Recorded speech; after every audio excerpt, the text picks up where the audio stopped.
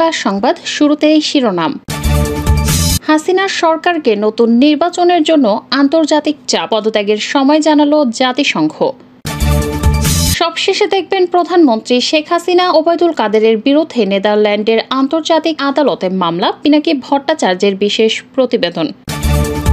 এতক্ষণ শুনছিলেন সংবাদ শিরোনাম, এখন থাকছে বিস্তারিত।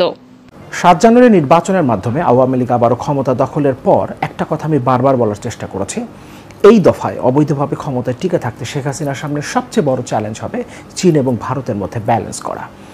এবং ভারতের নির্বাচন শুরু হবার আগেই আমি আমার এই চ্যানেলের বেশ কয়েকটা ভিডিওতে বলেছি, ভারতের নির্বাচনটা শেষ হয়ে যাবার পর শেখ হাসিনাকে আসল চ্যালেঞ্জটা ফেস করতে হবে। ভারতের নির্বাচন শেষ হওয়ার পর বিজেপি যখন আবারও সরকার গঠন করলো, নরেন্দ্র মোদীর প্রধানমন্ত্রী হিসেবে শপথ গ্রহণ অনুষ্ঠানে শেখ হাসিনা গিয়েছিলেন। একই মাসে তিনি দ্বিতীয়বার ভারতে গেলেন, এবার দ্বিপাক্ষিক বৈঠকে।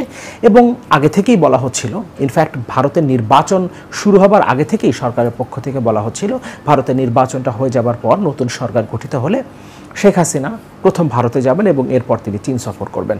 সুতরাং ভারত সফরের পর প্রধানমন্ত্রী দেশে ফিরলেন এবং তারপর তিনি চীন সফরে গেলেন। চীন সফরে কি হয়েছে সে বিষয় নিয়ে অনেক আলোচনা হয়েছে, আমি নিজেও আমার এই চ্যানেলে সেই ব্যাপারে কথা বলেছি। সরকারের পক্ষ থেকে একটা এক্সপেকটেশন ছিল $5 বিলিয়ন ঋণ সহায়তা এবং আরও $2 বিলিয়ন বাজেট সহায়তা, যদিও এটা ইউয়ানে দেবে বলে চীন একরকম সায় দিয়েছে, এই কথাটাও সরকারের পক্ষ থেকে বলা হচ্ছিল। সব মিলিয়ে প্রায় 50 বিলিয়ন ইউয়ান, অথচ সেখান থেকে মাত্র 1 বিলিয়ন ইউয়ান বাংলাদেশকে ঋণ সহায়তা দেওয়ার কথা এই সফর থেকে আমরা জানতে পেরেছি। যদিও যে যৌথ ঘোষণাটা পড়া হয়েছে এই সফর সম্পর্কে, সেখানে এই ব্যাপারে কোনো উল্লেখ নাই। এই 1 বিলিয়ন ইউয়ানও যে চীন দিচ্ছে সেই ব্যাপারটাও যৌথ ঘোষণায় উল্লেখ করা হয়নি। তারপরও আমরা যদি ধরে নেই, যেটা পররাষ্ট্রমন্ত্রী বলছেন, চীনের প্রধানমন্ত্রী এই কথাটা বলেছেন, 1 বিলিয়ন ইউয়ান সহায়তা দেওয়া হবে। সরকারের যে এক্সপেকটেশন তার 50 ভাগের 1 ভাগ, এবং এর ইম্প্যাক্ট কত বড় হতে পারে সেই বিষয় নিয়ে এর আগেও আমার এই চ্যানেলে কয়েকটা ভিডিওতে আমি কথা বলেছি, এবং অলরেডি এর ইম্প্যাক্ট পড়তে শুরু করেছে বাংলাদেশের অর্থনীতিতে। কিভাবে সেই জায়গাটাতে আসবে, এবং তারপর আসল জায়গাটা হচ্ছে যে বিষয়টা নিয়ে আজকে কথা বলতে চাচ্ছি, যে ঘোষণাপত্রে যে ঘোষণাটা করা হয়েছে যৌথ ঘোষণা, সেখানে এই 1 বিলিয়ন ইউয়ান বাংলাদেশকে ঋণ সহায়তা দেওয়ার বিষয়টাও যেখানে উল্লেখ করা হয়নি, সেখানে এমন একটা ক্লজ উল্লেখ করা হয়েছে যেটা মূলত এই সরকারকে, শেখ হাসিনাকে সরাসরি থ্রেট করা, শেখ হাসিনার ক্ষমতাকে সরাসরি চ্যালেঞ্জ করা, এবং শেখ হাসিনার পক্ষে চীন আদৌ কতদিন থাকবে সেই বিষয়টা নিয়ে এক ধরনের ধোঁয়াশা তৈরির চেষ্টা চীনের পক্ষ থেকে হয়েছে। এবং এই ক্লজের মধ্য দিয়ে চীন বুঝিয়ে দিয়েছে তারা এখন বাংলাদেশে বিরোধী রাজনৈতিক দলগুলোর সাথেও যোগাযোগ করবে এবং তাদেরকেও সমর্থন দিতে পারে। নির্বাচনের আগে যেভাবে ক্যাটাগরিক্যালি চীনের পক্ষ থেকে, বিশেষ করে চীনের রাষ্ট্রদূত দফায় দফায় তিনি বলেছেন, নতুন করে আওয়ামী লীগ আবারও ক্ষমতায় আসলে, প্রধানমন্ত্রী হিসেবে শেখ হাসিনা যদি আবারও ক্ষমতায় আসেন, তাহলে চীন তিস্তা প্রকল্পের কাজ শুরু করবে। এবং এভাবে চীন বলার অর্থ হচ্ছে, চীনকে এক ধরনের বার্তা সরকারের পক্ষ থেকে তখন দেওয়া হয়েছিল, নিশ্চয়ই দেওয়া হয়েছিল। অন্তত আমি মনে করি একটা ক্লিয়ার মেসেজ যদি চীনকে দেওয়া না হয়, তাহলে চীনের রাষ্ট্রদূত এভাবে ক্যাটাগরিক্যালি কথাটা বলতেন না যে শেখ হাসিনা আবারও প্রধানমন্ত্রী নির্বাচিত হলে আমরা তিস্তা প্রকল্পের কাজ শুরু করব। তার মানে চীনকে নিজেদের পক্ষে রাখার জন্য তিস্তা প্রকল্প তাদেরকে দেওয়া হবে এমন একটা ধারণা দেওয়া হয়েছিল। এবং একইভাবে ভারতকে যে ব্ল্যাঙ্ক চেক দেওয়া হয়েছিল নির্বাচনের আগে, ভারত যা চায় সেটাই তাকে দেওয়া হবে, সেটা আমরা পরিষ্কার হয়েছি প্রধানমন্ত্রীর এবারের ভারত সফরে। যে 7টা সমঝোতা স্মারক স্বাক্ষরিত হয়েছে এবং পুরনো 3টা রিনিউ করা হয়েছে, যে 7টা নতুন সমঝোতা স্মারক স্বাক্ষরিত হয়েছে, এগুলো দেশের সার্বভৌমত্বের জন্য হুমকি। তারপরও সেখানে শেখ হাসিনা রাজি হয়েছেন, এবং শুধুমাত্র দেশের সার্বভৌমত্বের জন্য হুমকি নয়, চীনের সাথে সম্পর্কের যে টানাপোড়েনটা সরকারের শুরু হলো, পরিষ্কারভাবে আমরা সেটা দেখতে পাচ্ছি। সরকার হয়তো সেটা অস্বীকার করবে, কিন্তু এইটা আমরা প্রত্যেকেই, সাধারণ জনগণও বুঝতে পারছি যে চীনের সাথে সম্পর্কের টানাপোড়েনটা শুরু হয়ে গেল প্রধানমন্ত্রীর এই সফরের মধ্য দিয়ে। অন্তত পরিষ্কার বার্তাটা চীন বাংলাদেশ সরকারকে, শেখ হাসিনাকে দিয়ে দিয়েছে।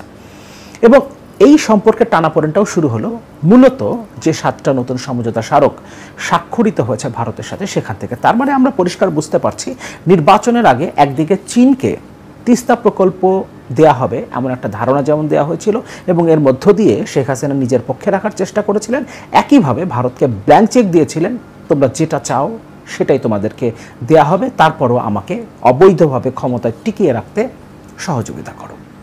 কিন্তু উভয় পক্ষকে তো আপনি খুশি করতে পারবেন না, যেখানে উভয়ের চাহিদা একটা জায়গায় তিস্তা প্রকল্প ভারত ছাড়বে না কোনোভাবেই, এবং চীন এই একটা প্রকল্পের কাজ শুরু করবে এই কথাটা দফায় দফায় বলেছেন। এবং আমি আরেকটা বিষয় নিয়ে এর আগেও আমার এই চ্যানেলে কয়েকদিন আগেই কথা বলেছি।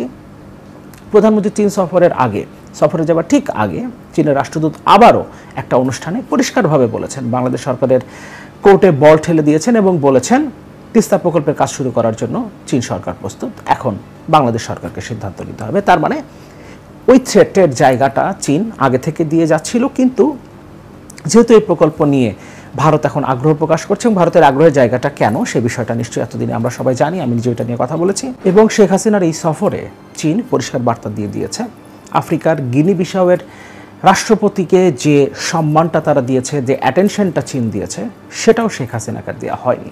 এবং যে যৌথ ঘোষণায় 1 বিলিয়ন ইউয়ান দেওয়ার ব্যাপারটাও উল্লেখ করা হয়নি, সেখানে এমন কিছু ক্লজ উল্লেখ করা হয়েছে যাতে পরিষ্কার হয় চীন আসলে শেখ হাসিনাকে এক ধরনের থ্রেট দিতে চাইছে। এই জায়গাটা আমরা একটু দেখব। তার আগে যে ইম্প্যাক্টটা এখন অলরেডি পড়তে শুরু করেছে বাংলাদেশের অর্থনীতিতে, অনেক ধরনের ইম্প্যাক্ট পড়তে শুরু করেছে, অনেকগুলো ইম্প্যাক্ট আস্তে আস্তে পড়বে বাংলাদেশের অর্থনীতিতে নিশ্চিতভাবেই, কিন্তু যেটা পড়তে শুরু করেছে সেটা আমরা একটু দেখি। বণিক বার্তা একটা রিপোর্ট করেছে, প্রত্যাশিত চীনা বিনিয়োগের ঘোষণা না আসায় পুঁজিবাজারে দরপতনটা কেমন হয়েছে আমরা একটু দেখি। দেশের প্রধান পুঁজিবাজার ঢাকা স্টক এক্সচেঞ্জে গতকাল একদিনে সূচকের পতন হয়েছে 62 পয়েন্ট বা 1% বেশি। দিন শেষে ডিএসইর সার্বিক সূচক হয়েছে 5507 পয়েন্ট। সারাদিনে লেনদেনের পরিমাণ কমেছে 31%। একদিনে লেনদেন কমেছে 31%। বাজার পর্যবেক্ষকদের অনেকেই মনে করছেন সরকার প্রধানের সর্বশেষ চীন সফর চলাকালে দেশটি থেকে প্রত্যাশিত অর্থ সহায়তা ও বিনিয়োগের ঘোষণা না আসার বিষয়টি পুঁজিবাজারে গতকালের এ নিম্নমুখিতায় প্রভাব ফেলেছে। তার মানে দেশের পুঁজিবাজারে অলরেডি প্রভাব পড়তে শুরু করেছে। এখন মূল আলোচনাটার জায়গাটায় আসি আমরা।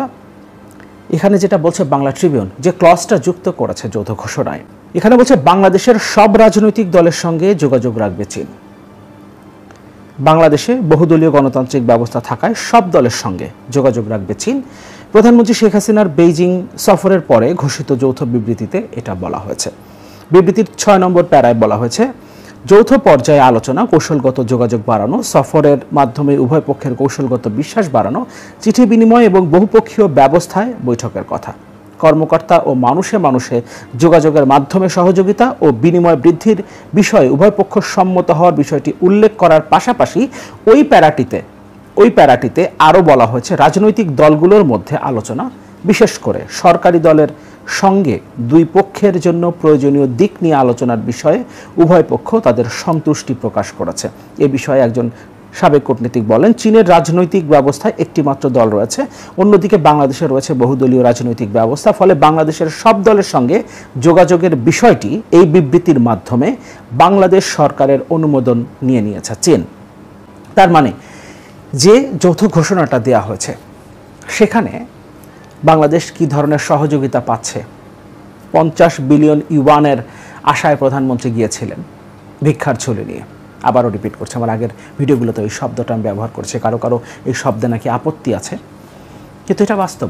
শেখ হাসিনা চীন সফরে গিয়েছিলেন, সেখান থেকে 5 বিলিয়ন প্রকল্প ঋণ এবং আরও 2 বিলিয়ন বাজেট সহায়তার জন্য ডলার, আর সেটাকে ইউয়ানে দেবে বলে চীন এক ধরনের সায় দিয়েছিল, এমনটা সরকারের পক্ষ থেকে বলা হয়েছে। সরকারি দলের সাধারণ সম্পাদক বলেছিলেন, ভারতের সাথে আমাদের রাজনৈতিক সম্পর্ক আর অর্থনৈতিক সম্পর্ক চীনের সাথে, সেই যাদের সাথে আমি অর্থনৈতিক সম্পর্কের কথা বলছি তারা আপনাকে দিয়েছে 1 বিলিয়ন ইউয়ান। আপনি চেয়েছিলেন 50 বিলিয়ন, আপনাকে 50 ভাগের 1 ভাগ দিয়েছে। এবং এই 1 বিলিয়ন ইউয়ানের কথাও যে যৌথ ঘোষণায় নেই, সেখানে উল্লেখ করেছে তারা এখন বিরোধী রাজনৈতিক দলগুলোর সাথেও, বাংলাদেশের বিরোধী রাজনৈতিক দলগুলোর সাথেও যোগাযোগ করবে এবং তাদের সাথেও এই যোগাযোগটা তারা কন্টিনিউ করবে, তারা মেনটেন করবে এর মধ্য দিয়ে। এবং এখানে কিন্তু শেখ হাসিনা উভয় পক্ষই, চীন এবং বাংলাদেশ, স্বাক্ষর করেছে। কারণ এর মধ্য দিয়ে বাংলাদেশ সরকারের এক ধরনের সম্মতি, যদি সম্মতি কোনো প্রয়োজন নেই, কিন্তু যৌথ ঘোষণা এটা উল্লেখের মধ্য দিয়ে একটা থ্রেট চীন শেখ হাসিনাকে দিয়ে দিয়েছে। এবং বিষয়টা এমন না যে শেখ হাসিনা এখনই পুরোপুরিভাবে ভারতের দিকে চলে যাবে এবং চীনকে সে ছেড়ে দেবে। চীনকে সে ছাড়তে পারবে না, কারণ দেশের অর্থনীতি এখন যে জায়গায় চলে গেছে, সে যদি কোনোভাবে চীনকে এখন পুরোপুরিভাবে ছেড়ে দিতে চায় এবং পশ্চিমা বিশ্বের সাথে অলরেডি সম্পর্কটা যে জায়গায় চলে গেছে, তাতে এই সরকারের ক্ষমতায় টিকে থাকা আদৌ কতদিন সম্ভব হবে সেটা নিয়ে যথেষ্ট প্রশ্ন রয়েছে।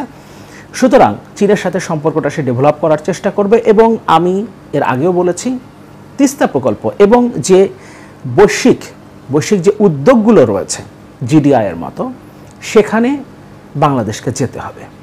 এই শর্তগুলো যদি শেখ হাসিনা মেনে নেয়, তাহলে হয়তোবা চীনের সাথে সম্পর্কটা আবারও স্বাভাবিক হবে এবং যে সহযোগিতাগুলো, আর্থিক যে সহায়তা বাংলাদেশের প্রয়োজন এই মুহূর্তে কোনো রকমে দেশের অর্থনীতিটাকে টিকিয়ে রাখতে, সেটা হয়তোবা চীনের কাছ থেকে পাওয়া যাবে, আদারওয়াইজ পাওয়া যাবে না। ফলে এখন উভয় সংকটের মধ্যে শেখ হাসিনা পড়ছেন। এবং আমি যে কথাটা বলেছিলাম, সবচেয়ে বড় চ্যালেঞ্জ শেখ হাসিনার এই দফায় ক্ষমতায় টিকে থাকতে, এবং সেই চ্যালেঞ্জটা ভারতের নির্বাচন শেষ হবার পরেই তাকে ফেস করতে হবে, এবং এখন সেই চ্যালেঞ্জের মুখোমুখি তিনি দাঁড়িয়ে আছেন।